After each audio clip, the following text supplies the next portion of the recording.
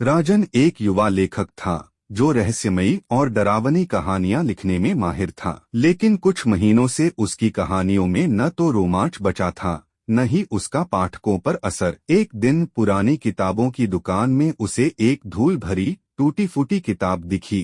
किताब का नाम था भूतिया गांव का रहस्य।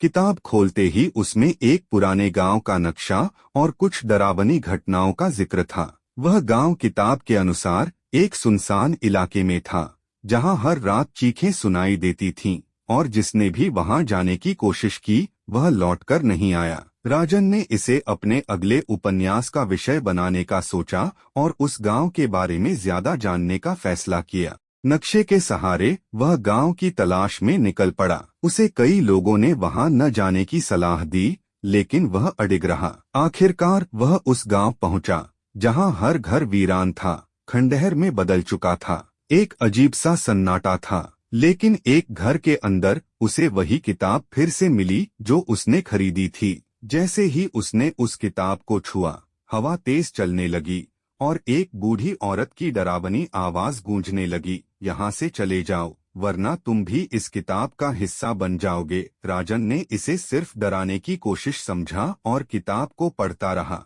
किताब के हर पन्ने पर उसी के बारे में लिखा था, जैसे कोई उसकी हर हरकत को देख रहा हो। राजन को पता चला कि यह गांव एक पुराने तांत्रिक के अभिशाप का शिकार था। तांत्रिक ने गांव के सभी लोगों को किताब के पन्नों में कैद कर दिया था। जो कोई भी इस किताब को छूता है, उसकी आत्मा भी उसी में फंस जाती है।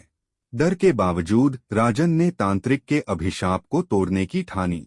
उसे किताब के आखिरी पन्ने पर लिखा मिला कि अभिशाप को खत्म करने के लिए किताब को उसी मंदिर में जलाना होगा जहां तांत्रिक मारा गया था। लेकिन मंदिर तक पहुंचने के लिए उसे भूतिया आत्माओं का सामना करना होगा।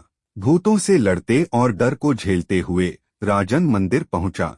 जैसे ही उसने किताब को जलाया, गांव की आत्माओं को मुक्ति मिल गई। लेकिन जैसे ही वह गांव से निकलने लगा, उसने देखा कि उसके हाथ पर वही किताब फिर से प्रकट हो गई थी। राजन अब समझ चुका था कि वह भी अभिशप्त हो चुका है। वह अपने अनुभव को दुनिया के सामने लाने के लिए लिखने बैठा, लेकिन हर शब्द के साथ वह खुद किताब का हिस्सा बनता जा रहा था।